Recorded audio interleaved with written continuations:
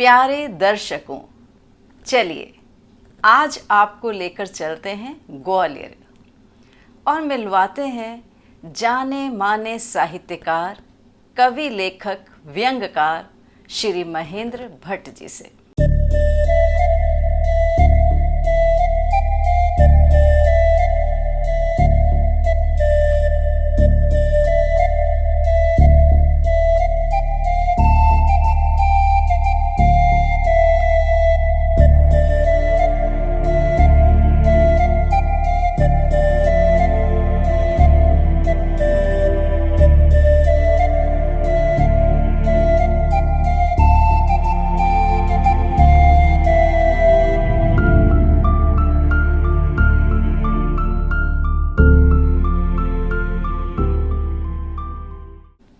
महेंद्र जी बड़े ही सरल, सहृदय और खुश मिजाज व्यक्तित्व के मालिक हैं।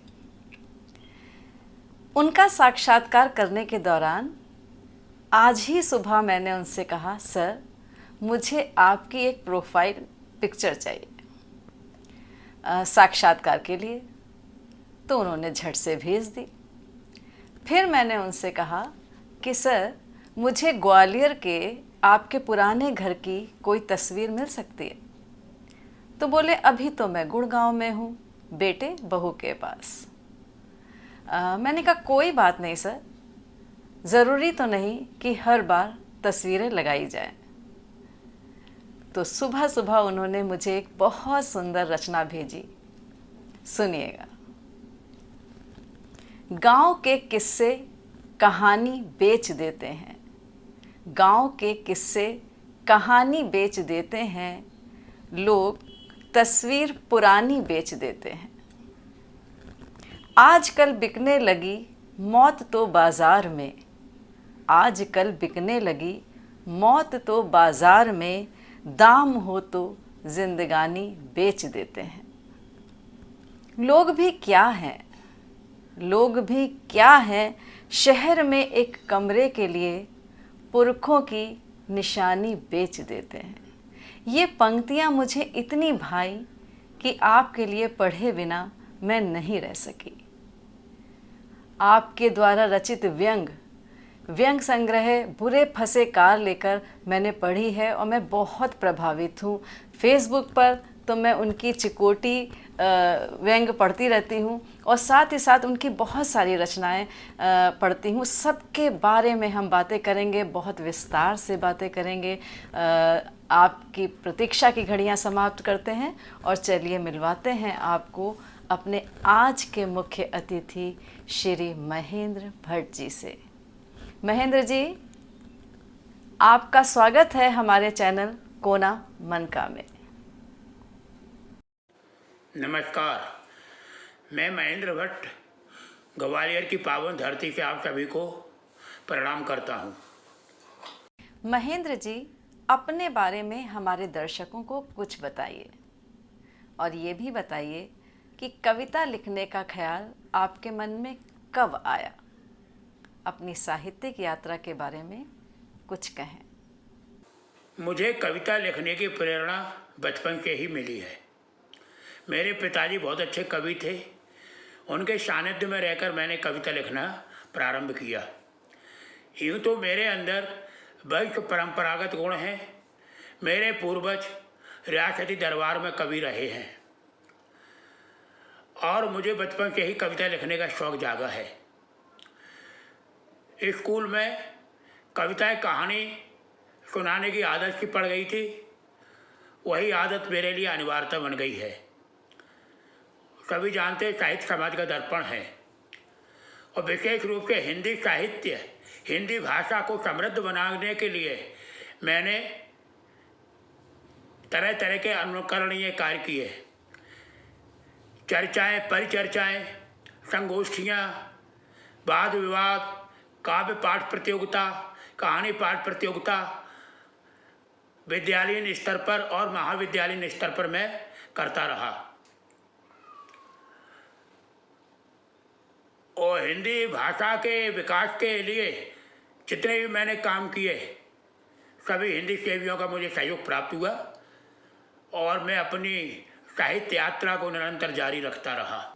साहित्य साधना में निरंतर रत रहकर आप कविता, कहानी, नाटक, गज़ल, व्यंग बहुत कुछ लिख रहे हैं विविध विधाओं में। सर, उनके बारे में कुछ बताइए। जी, मैंने साहित्य की सभी विधाओं में लेखन किया है। कविता, गीत, गज़ल, हास्य, व्यंग, बाल साहित्य की दिशा में अपनी लेखनी चलाकर साहित्य का संवर्धन किया। नाटक भी मैंने लिखे, मैंने उपन्यास भी लिखा, रिपोर्टाज, बहुत सारे हिंदी के लिए मैंने कार्य किए। और सबसे बड़ी चीज़, मुझे हास्य व्यंग की ओर मुखर होना पड़ा। कारण विसंगतियां हास्य पैदा करती हैं। सीधे सीधे किसी बात को स्वीकार कर लेना बुद्धिमानी तो हो सकती है, लेकिन साहस का परिचय नहीं होता। साहस का परिचय जब होता है जब उसी विसंगतियों का प्रतिकार हम अपनी लेखनी की सहायता से करें। यही कारण है तमाम विधाओं में रचना करने के साथ साथ मुझे व्यंग का सहारा लेना पड़ा। व्यंग अपने आप मुँह से निकलता है। व्यंग के लिए कोई लाग लपेट की आवश्यकता नहीं होती। एक चीज़ और, मैंने अपने हृदय के मूल भाव को जस के तस रखा है। कोई बनावटी शब्दों का इस्तेमाल नहीं किया है और जो मन में आए वही मैंने कागज़ पर लिखा। अच्छी बात है सर कि हम जो कुछ भी हैं अगर उसी सच्चाई के साथ कागज़ पर उतरें तो पाठक पढ़ते भी हैं और आनंद भी लेते हैं। अच्छा लगा आपको सुनकर सर। आप जाने माने व्यंग्यकार हैं और आपके कई व्यंग मैंने पढ़े हैं, बुरे फंसे कार लेकर, और कई बार बच्चों को पढ़ाए भी हैं। सर, व्यंग के बारे में कुछ बताइए। व्यंग के क्षेत्र में विविध पहलुओं को मैंने छुआ है। समाज के व्याप्त विसंगतियों को केंद्र बिंदु मानकर मैंने व्यंग की रचना की है। बुरे फंसे कार लेकर, मेले झमेले के, चुप चर्चा चालू है, व्यंग चक्रम, बहुत सारे व्यंग स्तंभ लिखे। गद्य में भी और पद्य में भी व्यंग का सृजन किया। इसमें एक हमारा प्रसिद्ध व्यंग बुरे फंसे कार लेकर, जिसमें एक युवक की महती आकांक्षाओं को मूर्त रूप देने के लिए तमाम पापड़ बेलने पड़े, तब कहीं जाके वो एक कार का सपना पूरा कर पाया। व्यंग पढ़ने में ही आपको आनंद आएगा। इसी तरह बहुत सारे व्यंग मैंने लिखे हैं। सोशल मीडिया पर आप काफ़ी सक्रिय रहते हैं, मैं पढ़ती हूँ और मैंने देखा भी है, आपको कई राष्ट्रीय और अंतर्राष्ट्रीय मंचों पर सुना भी है। कैसे तालमेल बिठाते हैं इन सब चीज़ों के साथ, लेखन, वाचन और इतना कुछ? जी, मुझे मीडिया ने काफ़ी सहयोग किया।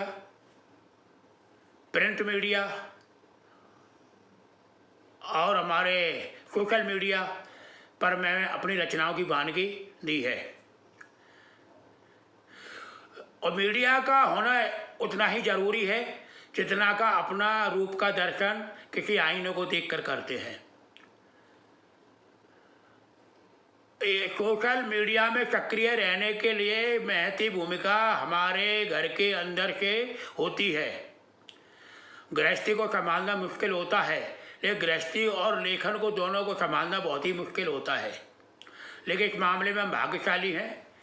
मेरी अपनी पत्नी, जिन्होंने भरपूर सहयोग मेरे लेखन में किया और गृहस्थी को संभालने में किया, और मैं भी अपने समझदारी का परिचय देते हुए गृहस्थी को भी संभाला और लेखनी को कभी प्रभावित नहीं होने दिया। ये मेरे जननी जगन माता की कृपा रही है और सरस्वती माता की कृपा रही है, और मैंने दोनों को बराबर एक ही तराजू पर संतुलन बना के रखा। और सोशल मीडिया में समय हम निकाल लेते हैं चूँकि लेखनी के अलावा कोई समय हमारे पास शेष नहीं रहता। जितना समय होता है हम लेखनी को देते हैं और उससे ज़्यादा समय बचता है तो अपने गृहस्थी को देते हैं। लेकिन गृहस्थी सर्वोपरि और भावनाओं के आधार पर लेखनी को मैं सर्वोपरि मानता हूँ। इन चीज़ों के पीछे समर्पण बहुत ज़रूरी है। अगर समर्पण है तो इच्छा शक्ति है, इच्छा शक्ति है तो उसको पूरा करने की ताकत भी है। और ताकत कहाँ से मिलती है?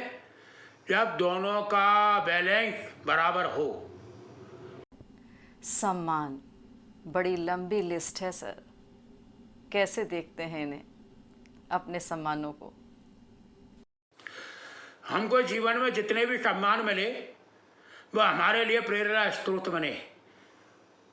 और सम्मान को मैं इस तरह से देखता हूँ जैसे माता सरस्वती ने मुझे पैदा किया है। इस निमित्त सम्मान भाग्य है, लेकिन उससे बड़ा कर्म है और कर्म का ही फल होता है जो हमको सम्मान प्राप्त हुए। मैं सम्मान पाकर मैं गदगद तो हुआ हूँ, लेकिन उतना संतुष्ट नहीं हुआ जितना कि होना चाहिए। फिर सम्मान तो सम्मान है। आप लोगों का प्यार सम्मान हमारे लिए ताकत है और ये ताकत बराबर मिला है और आगे भी मिल रहा है और मिलता रहेगा, ऐसा मुझे विश्वास है। मैं तो केवल लेखनी को सर्वोपरि मानता हूँ। मैं तो लिखता रहूँगा। नहीं चाहता बनना सागर, पर नहीं रहूँगा बनकर पोखर। नहीं चाहता बनना सागर, पर नहीं रहूँगा बनकर पोखर। नदिया की तरह बहूँगा, अनवरत बहूँगा। नदिया की तरह बहूँगा, अनवरत बहूँगा। सूरज बनने की कब किसने ठानी है? सूरज बनने की कब किसने ठानी है? पर जुगनू भी कह देना बेमानी है। सूरज बनने की कब किसने ठानी है? पर सूरज बनने की कब किसने ठानी है? पर जुगनू भी कह देना बेमानी है।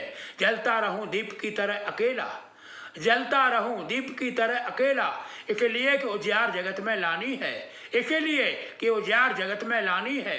पराया दुख मैं सहूँगा, अनवरत सहूँगा। नदिया की तरह बहूँगा, अनवरत बहूँगा। नहीं चाहता बनना सागर, पर नहीं रहूँगा बनकर पोखर। नदिया की तरह बहूँगा, अनवरत बहूँगा। जलता रहूं दीप की तरह अकेला, इसलिए कि उजियार जगत में लानी है। वाह, बहुत सुंदर रचना सर, दिल ही खुश हो गया और गहरा संदेश भी। कोई व्यंग कविता सुनाइए।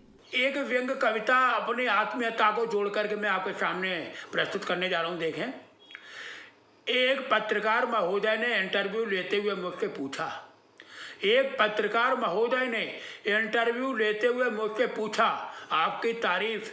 मैंने कहा, आप मुझे नहीं जानते, बिल्कुल नहीं पहचानते। मैं वर्तमान हूँ, जीता जागता व्यंग्यवाण हूँ। मैंने कहा, मैं वर्तमान हूँ, मैं जीता जागता व्यंग्यवाण हूँ। तब पत्रकार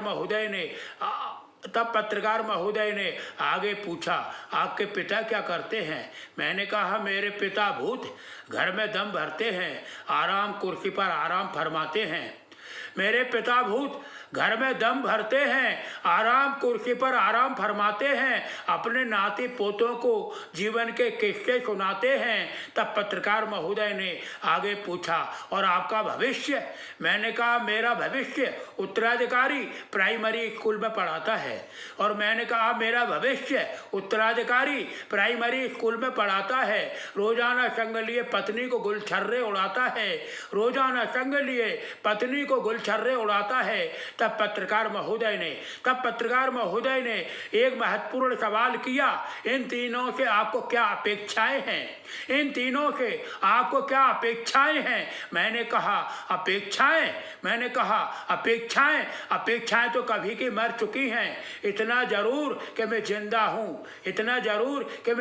हूँ, और जिंदा रह कर के भी शर्मिंदा हूँ। अपेक्षाएं मर चुकी और जिंदा रहकर भी शर्मिंदा हैं हम। क्या बात कही है सर, बहुत सुंदर रचना। चलते चलते हमारे नवोदित रचनाकारों के लिए भी कोई संदेश दें, कुछ कहें।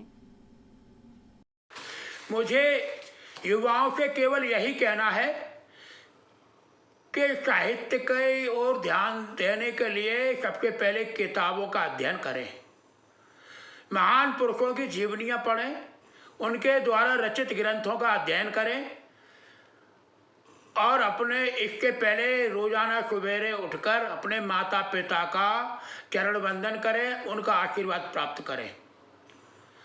संस्कार और आचरण ही मनुष्य के व्यक्तित्व को निखारता है।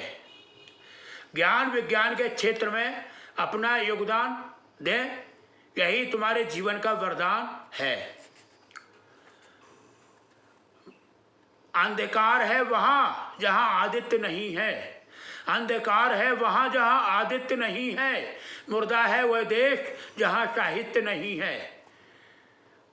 और मैं एक बात और कहना चाहता हूँ सभी को, पूरे देशवासियों को, युवाओं को विशेष तौर पर, अपनी युवा शक्ति का सदुपयोग अपने सामाजिक हित में करें, अपने व्यक्तित्व निर्माण के लिए करें। मेरा तुमसे यही निवेदन है, जो तुमने पाया है उससे भी ज़्यादा पाइए। मेरा तुमसे यही निवेदन है, जो तुमने पाया है उससे भी ज़्यादा पाइए। आदमी का जन्म लिया है अगर तुमने, तो फिर कोई नया खेल दिखलाइए। आदमी का जन्म लिया है अगर तुमने, तो फिर कोई नया खेल दिखलाइए। जलो सदा मोमबत्ती की तरह, जलो सदा मोमबत्ती की तरह, जो तुमको रोशनी दे। तिल तिल कर जलने से क्या फ़ायदा, अपनी मंजिल के लिए तुम खुद रास्ता बनो, अपनी मंजिल के लिए तुम खुद रास्ता बनो। सर झुकाकर यूं लगड़ा कर चलने से क्या फ़ायदा। तुम जहाँ पर खड़े हो मेरे प्यारे भाई, तुम जहाँ पर खड़े हो प्यारे लाल, वहीं डटे रहो। अपने आप को इस तरह छलने से क्या फ़ायदा, अपने आप को इस तरह छलने से क्या फ़ायदा। और मैं यही कहकर यही संदेश दूंगा कि आप सब लोग सुखी रहें, समृद्ध रहें। और साहित्य में तो वो ताकत होती है जो बम्बों, गोलों, तलवारों में नहीं पाई जाती। और साहित्य संजीवनी है जो मुर्दा समाज को जिंदा रखती है। इसलिए अपना ख्याल रखें, समाज का ख्याल रखें, और देश का कल्याण इसी में ही संभव है। धन्यवाद। बहुत बहुत धन्यवाद और आभार सर कि आप हमारे मंच कोना मनका में आए और आपसे बातचीत सार्थक रही।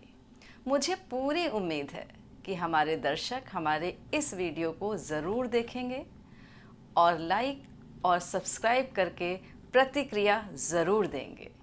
हमें प्रतिक्रिया की प्रतीक्षा सदैव रहती है। तो दर्शकों, अगले हफ्ते इसी मंच पर हम फिर से मिलेंगे आपसे। तब तक के लिए हमें आज्ञा दीजिए। बहुत बहुत धन्यवाद।